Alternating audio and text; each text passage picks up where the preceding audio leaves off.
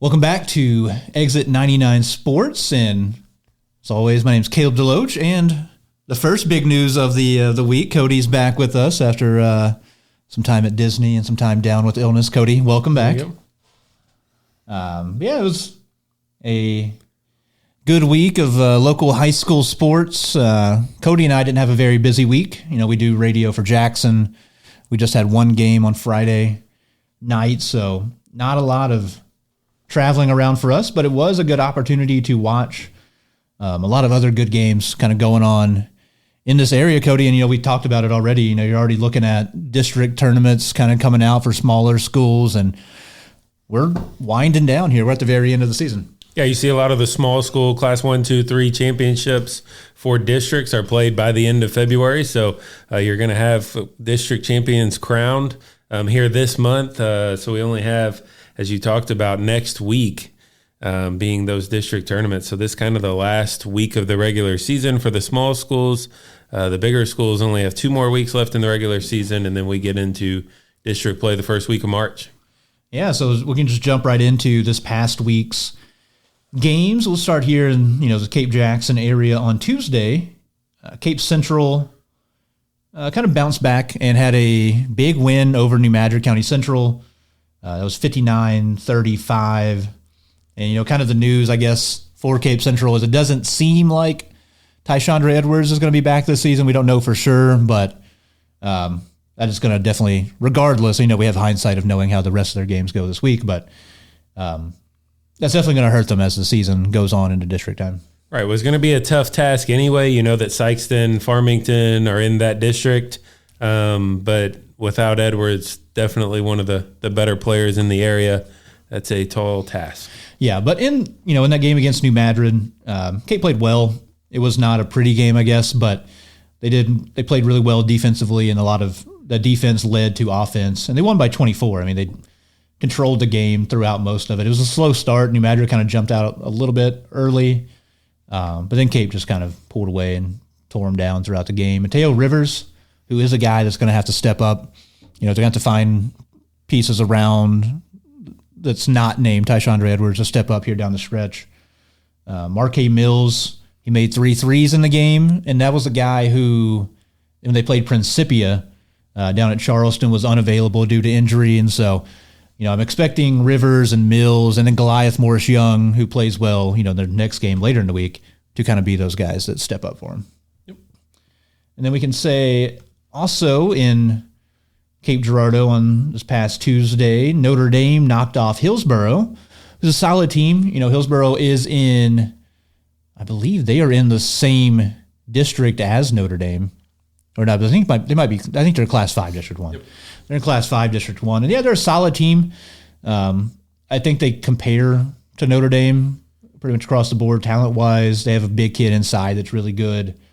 Notre Dame came away the victors in that one. Colton Johnson played really well. He's been playing really, really well the last few weeks. He's been knocking down a lot of shots. I remember a couple weeks ago against Malden, he had 10 threes in a game. Brett Dohan's been playing well. He recently went over the 1,000-point mark for his career. And they came away with a 65-56 victory in that one. Solid ball game. They played well. It was a close game pretty much from start to finish. Notre Dame made plays down the stretch and came away with the win. And then a guy I've talked about a few times who feels like he's really stepped up into being that third option behind Dohan and Johnson is Brody Harden. He had 10 points in the ball game. And I think that's going to be, the key for them, Cody. They're in a spot in once district comes around to where they can be competitive and they could potentially win their district, even though, they've been floating around 500 most of the year. That if they do get guys to step up around Johnson and Dohan, there's no reason they can't make a run. Yeah, we talked about it. Dexter, Donovan, Fredericktown, all teams with about the same record. Kind of just flip a coin for seeding there, but Notre Dame definitely has a good chance of coming out of Class 4 District 1. Yeah, they're in a good spot. Like I said, they're playing well. The offense is kind of clicking. Dohan and Johnson are playing really well inside out. So, yeah, we can look at that closer here in a little while. But I think they're definitely in a good spot closing out the season. The other Cape Jackson team, Saxony, went on the road, lost by 2 to Jefferson. I saw how that game ended online. It was brutal. Jefferson hit a 3 like at the very end of the ball game to give them the lead. Tough break for Saxony. Tough season continuing over there in Fruitland for the Crusaders. There were some other really good games going on in the area. A lot of really good small school games this past week on Tuesday. Just quickly looking through those. A team that Notre Dame might be seeing in districts, Dexter, they beat Bell City, who's been having a good year, by 30. Then down in the Boot Heel Conference, Campbell East Prairie beat Campbell. East Prairie looks really good right now. They've been blowing people out. South Pemiscot blew out Richland, who some local teams might see in Class 1. And then Hayti beat Bernie by double digits. And Bloomfield beat Oran by 3. So things that kind of factor into some of these smaller district games. And then Saxony was back at home Thursday. They played Chaffee in a very ugly, low-scoring game. It was 44-27. Chaffee won that one over Saxony. Busy week for the Crusaders, because then they bounced back and played Friday, and they actually got away with a victory. They went on the road to Oak Ridge, came away with a big road win there, won 62-40, try and close out their season on a little bit more of a positive note. And on Friday, Cody, you can go ahead and I'll let you talk about our game we did. Jackson beat New Madrid 62-39. Yeah, what was not very close from the start. Kind of Jackson jumps out 7-0 out of the gate, and then New Madrid makes a little run there, gets it back to 3 to 5 point game, and then Jackson goes on for a relatively easy win. You don't see those very much in the conference, but New Madrid a down year. We mentioned back-to-back state championships, but lost really the top 3 players, and a down year for them. But young, so they'll be up and coming here in the next couple of years. But Jackson still just the one conference loss. You mentioned Cole Deck continues his hot shooting, 27 points in that game. So he continues to stay hot for the Indians. Yeah, he played really well. He had 17 at halftime. He did a lot of it getting to the rim. I have the scorebook here in front of me. I mean, he made 1 3 in the ball game. Came out in the third quarter, scored 8 points. Yeah, he was a big driving force offensively for the Indians. Obviously, he had almost half their points in the game. Besides him, it was pretty even scoring. Jory Toma had 10. Lee Ivy had 6, and it was just a bunch of other guys with 2, 3, 4 points. So yeah, Cole Deck, he's been on a crazy, crazy run here of late.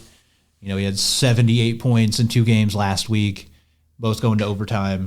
He's been playing really well. He's been doing it all offensively for the Indians and doing it at all 3 levels. That's something we talk about a lot with him is last season, he averaged 20 points a game, but a lot of it was, him running off screens on the 3-point line. And Cody, I feel like it's been predominantly him getting, to the paint, getting into the mid-range this season. Yeah, can do it with defenders draped all over him. Plays well when we mentioned the other team kind of tries to get up on him and be more aggressive. So likes the challenge, you would say. Yeah, he's been playing well.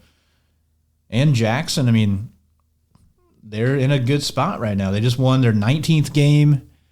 Something you and I talked about on air and something we talked about on the car ride back. This is a little bit of a surprising number of wins Jackson's sitting at right now. They're closing in. They have 3 games left in the regular season, and with a chance to get to 21 wins is really impressive for a team that lost so much. Yeah, Jackson fans have high standards. Anything less than a district championship a lot of times is considered a down year, but they are having a really good regular season in a tough district this year.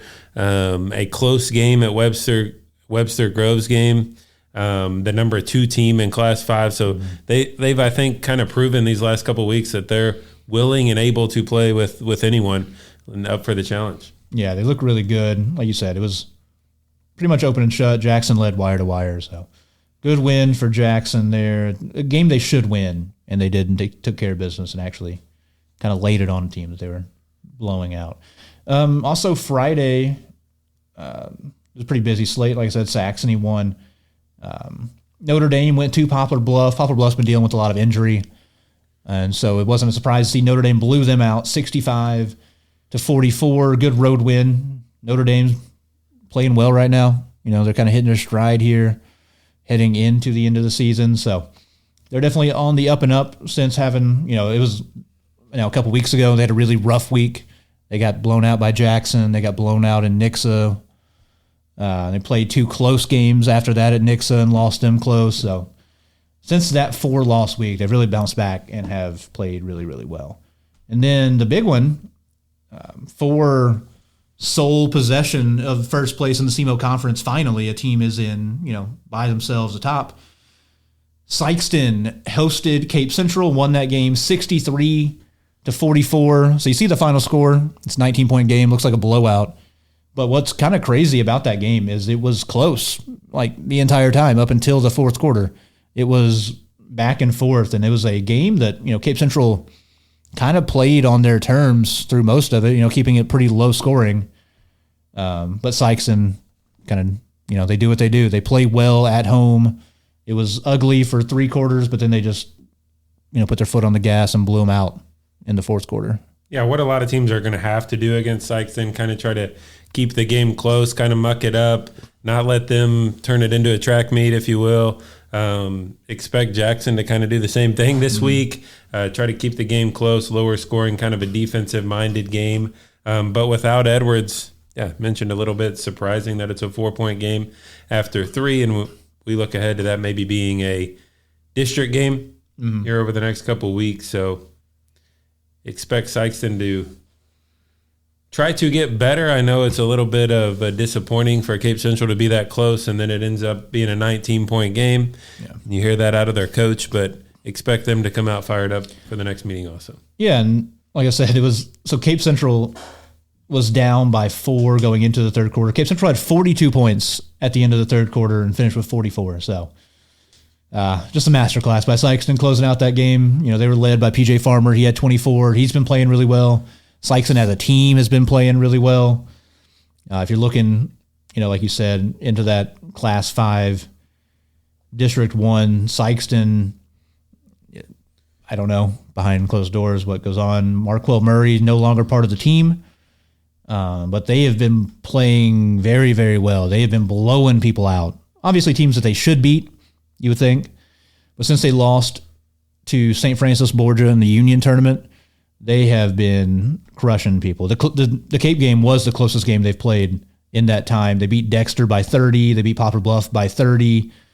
They beat Charleston by 40. And then they beat Cape by 19. So Sikeston's looking very dangerous right now. They have positioned themselves into a really good spot here to close out the season. And we mentioned, kind of guys stepping up for Cape Central. And it was Goliath Morris Young in that ball game. He played well early, especially. He did really good around the rim. Sikeston's got a 7-footer, Trey Sadler. Let's go into SEMO. But Cape Central did a good job getting second-chance points and scoring around the rim. Just too many turnovers, what I watched that ball game. And that's what Sikeston wants to do. They want to turn you over. They want to make you play uncomfortable pace. And that was just kind of what did Cape Central in, just kind of compounding problems, turning the ball over a little bit too much. And unable to close it out with a shorter bench and obviously losing a guy that averages 20 points a game. Could have been a different ball game, but with no Tyshandra Edwards, things are going to be tough when you match up against a Sikeston. And then, it pretty much does it as far as the Cape Jackson teams go in the area for this past week. You can kind of look around some of the smaller school things that are going on.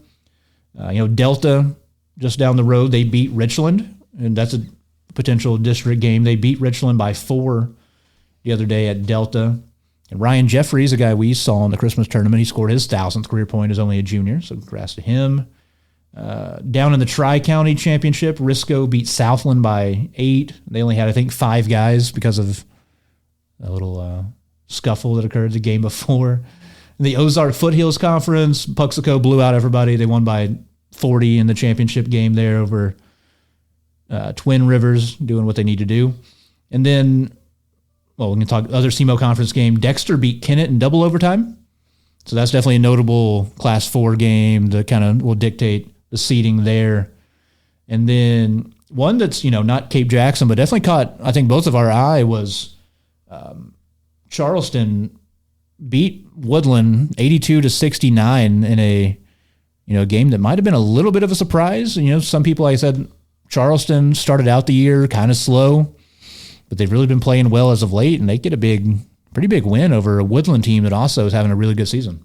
Yeah, I think Charleston will step up and surprise some people in Class 2, what appears to be a collision course for the district championship there with Puxico, but should be a very good Class 2. And then whenever you look at Class 3, obviously Woodland and Scott City, we've kept our eyes on those two possible district championship meeting there. So, yeah, a little surprising that Charleston has made leaps and bounds this last month, you would say, going to overtime with Jackson, and then double-digit victory over the Cardinals of Woodland. Yeah, so they're playing well.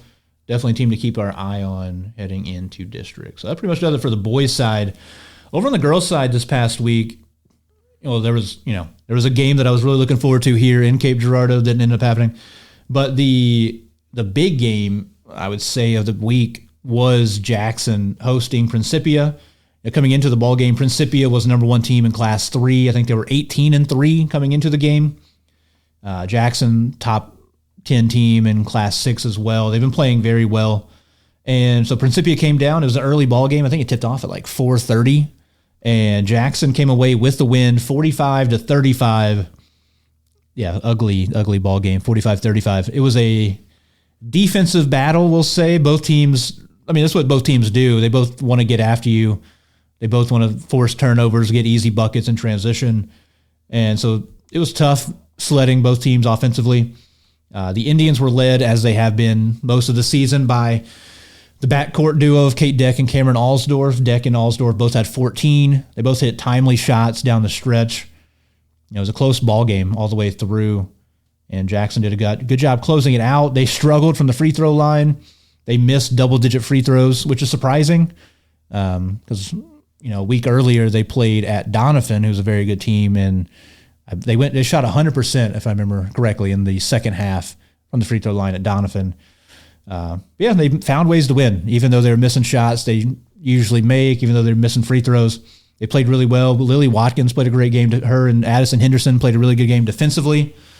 Watkins finished with 8. Henderson finished with 7 on the scoreboard, but they make a big difference defensively.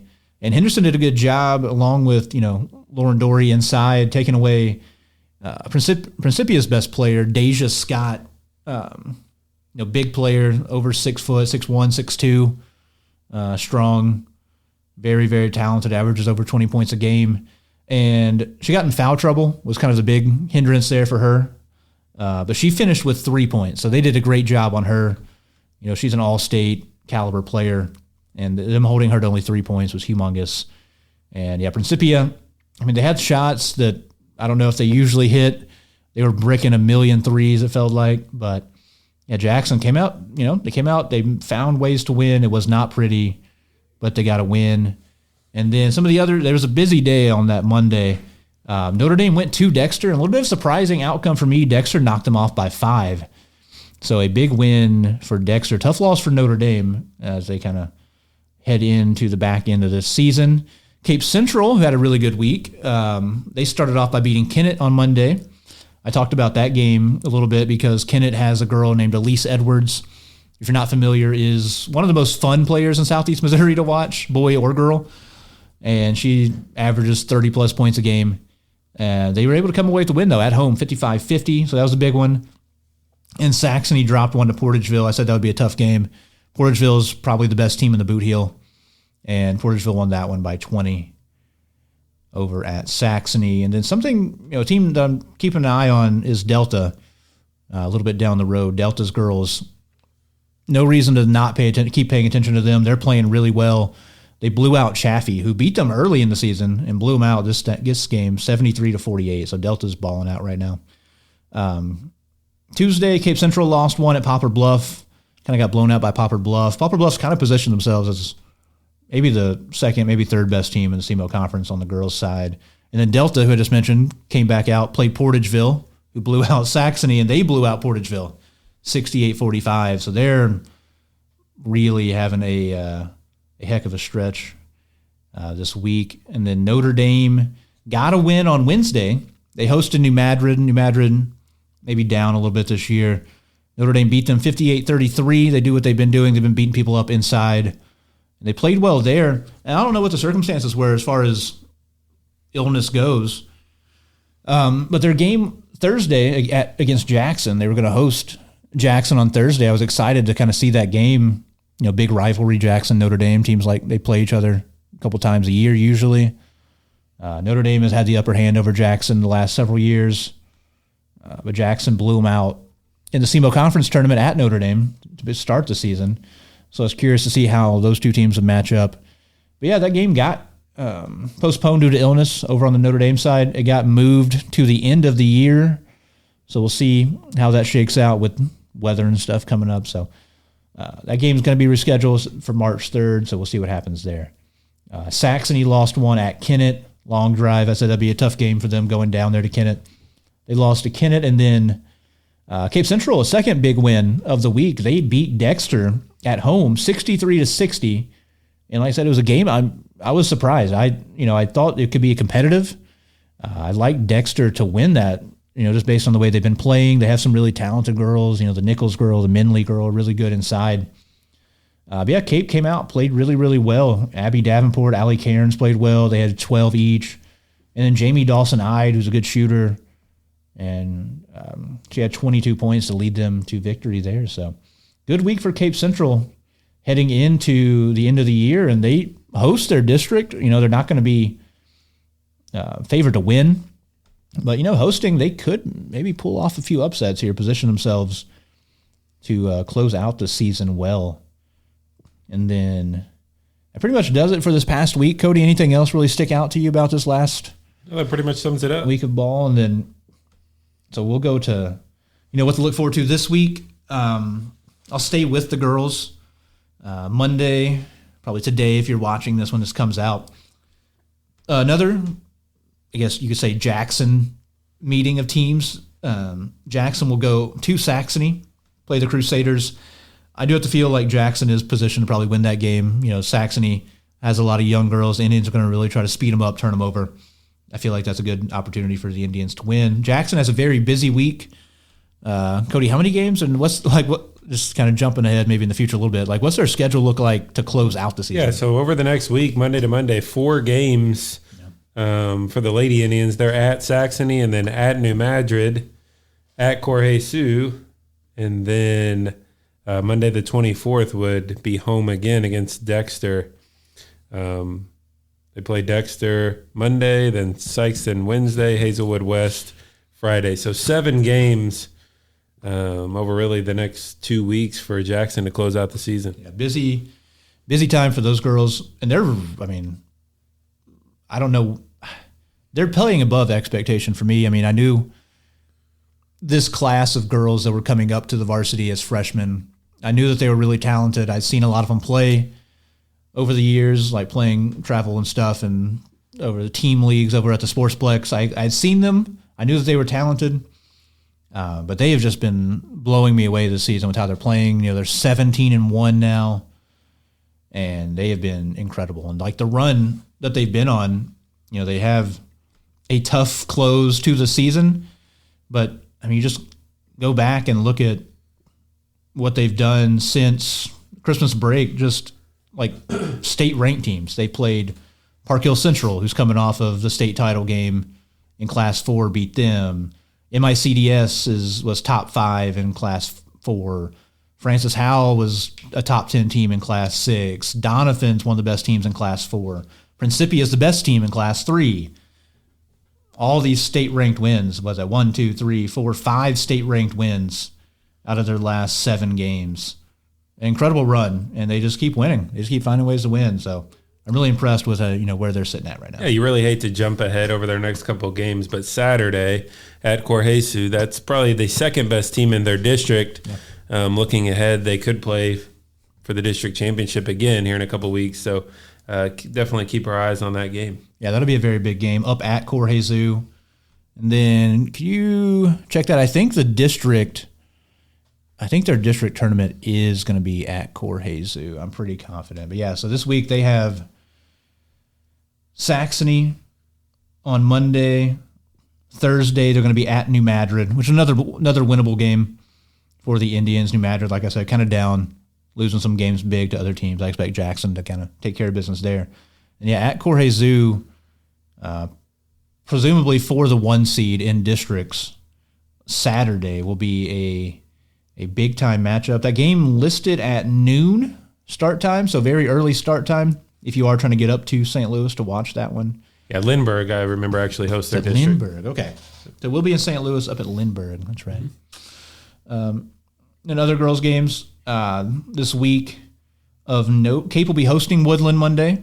Be an interesting game. Woodland is a pretty good, non-SEMO Conference small school amongst the girls. Yeah, they'll probably be the 2 seed in their district. Arcadia Valley, pretty good in their district. But, yeah, Woodland probably the 2 seed when their district comes out. Notre Dame will have another busy week themselves. They also actually will be playing at Jorge Zoo Friday, the night before Jackson. So maybe Jackson will catch Jorge Zoo a little tired on Saturday early. We'll see how that plays in. Notre Dame, though, they play Tuesday at Farmington. Then Wednesday, they host St. Pius X out of Festus, another private school, before going on the road Friday up to Jorge Zoo. What else do we have? Cape is going to go to Sikeston on Wednesday. Saxony will be at North County on Thursday.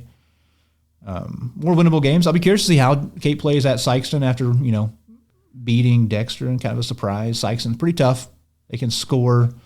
Landry Hammondtree at Sikeston became the all-time leading scorer for girls basketball at Sikeston. So another tough player and a tough individual matchup for sure. And then, you mentioned Arcadia Valley, and also I've been talking about Delta. Delta's girls keep playing a kind of a gauntlet here at the end of the season. On Tuesday, they host St. Vincent. That'll be interesting. You maybe expect St. Vincent to win, but that'll be an interesting game, especially, they're having to come down here to Delta, which is not going to be an easy place to play. And then they're going to be playing at Arcadia Valley on Thursday, who's a solid team as well, Cody. Yes. Should be a gauntlet of a schedule for them to finish. Yeah. Set them up nicely for districts. I believe they're easily the 1 seed. I think Oak Ridge may be the 2 seed in that district. Just 4 teams in Delta's district, but should come out of that. Maybe that's what the coach is preparing them for. Yeah, and then I guess we can flip over to the boys' side for this week. No Cape Jackson area games Monday. Some small school games to maybe keep an eye on. Charleston will be hosting Leopold. They should. I'd expect Charleston, the way they're playing, to win that one handily. Bernie is supposed to be hosting Delta, so that could be an interesting game. Then Tuesday, Cody, what do we have? It's a pretty busy day, I know. Yeah, especially in the SEMO Conference, but Jackson's going to host Seckman for probably the 1 seed in that district. You have Cardinal Ritter in the district, but with them being below 500 this year, the Jackson-Seckman game, I know they've both played Ladue recently. Seckman handled Ladue at their place surprising. Pretty easily, double-digit victory. But this one being at Jackson, maybe with their hands full. Definitely a game you want to come out and see. Jackson's last home game this year. So if you're wanting to see them at home, probably a game you want to come see. Yeah, like you said, last home game of the season, especially if you are a Jackson fan or if you want to see good basketball. You said, I guess we'll have to preface it with saying we'll see if the game happens. As of now, we're looking at potentially a lot of snow Tuesday into Wednesday. I don't know how that's going to shake out. So we're going to talk about all these games this week, but none of them might happen. There might be no games in Southeast Missouri this week. We'll see, but we will talk about them. But yeah, that is a good game, potentially between Jackson and Seckman. Jackson beat Seckman twice last year, went to Seckman and beat them pretty handily. Then they rematched in the district first round, I think, so I guess the district quarterfinals, you can say. And it was a very close game. Seckman had a shot at the buzzer to win and missed, thankfully. And Jackson came away with the 54-52 win. But yeah, this is a team, according to Misha's records, goes back to 2013 between Jackson and Seckman. And Jackson has never lost to Seckman, but this Seckman team is good this year and will potentially give the Indians a game. And then other notable games, a few notable ones for sure. Notre Dame Farmington. I don't know. What do you expect that game to go like at Notre Dame on Tuesday? Yeah, very tough game. Farmington, a very good team this year. We saw them play Jackson close. Obviously, Farmington beat Sikeston this year. Farmington setting themselves up to probably be the 1 seed in the Cape Central Sikeston district. So will be a very tough game for Notre Dame. But again, want to see good basketball? Should be a good game. Yeah, Farmington's fun to watch. They play quick. They like to get up and down. They have good size. They have really good shooting. So that'll be a fun game. And like I said, they match up well with Notre Dame. I think, like you said, I think Farmington should be favored to win. But yeah, playing at Notre Dame will be tough. Smaller environment, going to be loud. I know their fans are going to show out. So that'll be an exciting one to keep an eye on. Saxony will host Scott City. I have to assume that's going to go Scott City's way. The Rams are playing really well right now. They're getting up and down. They're scoring a lot. You know, Kobe Watson, those guys are playing really, really well. He's been balling out lately. Yeah, Scott City has been playing very well. They beat East Prairie in their conference tournament, the Scott Miss tournament. So they're playing good basketball. And, you know, every time we talk about Scott City or Woodland, you just talk about the excitement seeing those teams probably play each other for their district championship game. And then I get kind of maybe the most interesting or potential closest, like what's kind of a question mark for me, Cape versus Charleston. So this will be at Cape on Tuesday. It'll be interesting. Charleston has been playing well. You know, we talked about they beat Woodland pretty handily. They took Jackson to overtime. This could be a tough game for the Tigers, Cody. For sure. I mean, you talk about without Edwards, you know how close Jackson and Cape are this year. Very similar teams. And then for Charleston and Jackson to go to overtime last week, you presume that Charleston Cape game would be pretty close, be an up and down pace, some great guard play in those games. So be interesting to see. Obviously, we talk about these SEMO Conference games. Kind of depends on how it's officiated. But yeah, it should be an interesting game to watch for sure on Tuesday. And, you know, might be kind of jumping ahead here. It has, you know, implications for the SEMO Conference regular season championship, however much stock you put into that. Sikeston is currently by themselves undefeated at the top.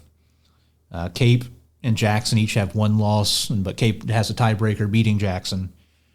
But, you know, if Cape Central, you could see a weird potential ending here to the SEMO Conference regular season because Jackson plays at Sikeston. I expect Sikeston to be favored, you know, the favorite there. I expect them to win. But, you know, things get weird. Charleston beats Cape. You could be playing again. You could have another regular season championship night between Jackson at Sikeston on Friday. Yep. And, you know, outside of that, there's going to be a lot of good. There's going to be some interesting small school games Tuesday. Puxico Woodland, those teams played each other already. And Puxico shot the lights out and blew out Woodland.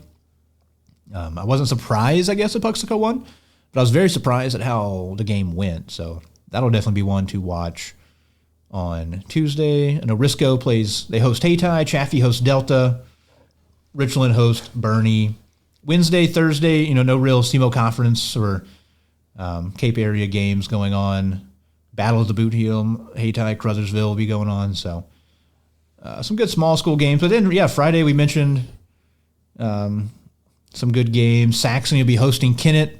Could be a tough matchup. Once again, Kennett has a kid named Dyson Watson who's a very good scorer. They have good shooters around him. So it'll be a tough game for Saxony. You know, I expect Kennett to be the better team there. Cape will be hosting Gateway Legacy, which I don't know a lot about Gateway. They came to Sikeston. They lost to Sikeston by about 20. They just tried to slow Sikeston down, similar to Cape. So that could be a competitive matchup, I think. I don't really know what to expect. Like you said, it's kind of a wild card, how they're going to come out. I know Coach Frazier kind of challenged his team after the Sikeston games, saying he doesn't have guys that are all the way bought in.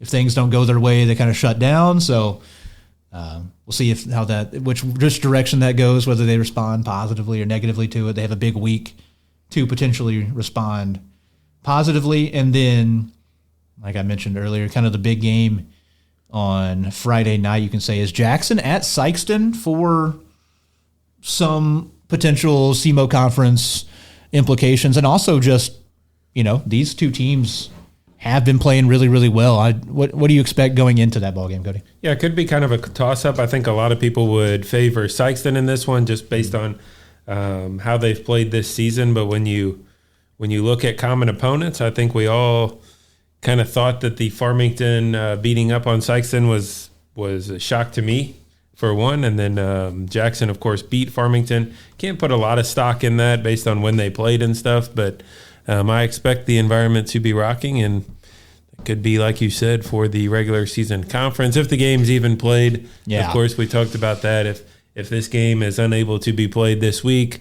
don't know that they would be able to get it in before Sikeston and Jackson start district. So have to keep our eye on the weather, of course, also. Yeah, last year those two teams played at Jackson. I think that was an earlier tip game as well, and that was a great game, back and forth. Sikeston won 71-68 last season. The only time they played last year. And it's been traditionally Sikeston, the better team between those two when they face off. I have it pulled up on Misha's website. Out of their last, has 19 games. Jackson is 6-13 against Sikeston. They won 2 games against them 2 seasons ago. Jackson beat them twice. Yeah, it'll be a competitive matchup, I hope. I'm rooting for it to be a good game. Sikeston, you could say, hasn't played any good games recently. They've just been blowing everybody out in the SEMO Conference. So, I'm hoping it's a good game. Cody and I can kind of be Jackson homers at times because we do call all the games for Jackson as well on the radio. But I'm just rooting for it to be competitive, at least. I don't want it to be a blowout. Sikeston will be tough. Jackson has to handle the ball against them, facing pressure probably up and down the court that game. I expect Sikeston to really try to come after them. Because Jackson has shown it's been up and down, I would say. Like the ability to handle the pressure, handle the ball. Some games they play really well. Some games they, only turn it over 5, 6, 7 times. Other times they might turn it over about 5, 6, 7 possessions in a row. So the game is going to 100% hinge on how I think Jackson handles the Sikeston pressure. And then, outside of that, not much going on Friday. Interesting game. Puxico's going up to Potosi kind of before the end of the season. That'll be interesting. Just kind of keep an eye on.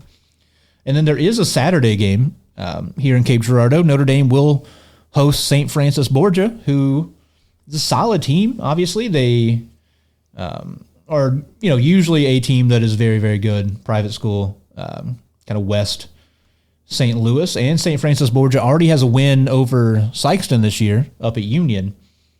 So could be a tough test, I think, for Notre Dame for sure. It has Borgia at 16-6 coming into the game. They've been playing pretty well as of late. They won that Union tournament.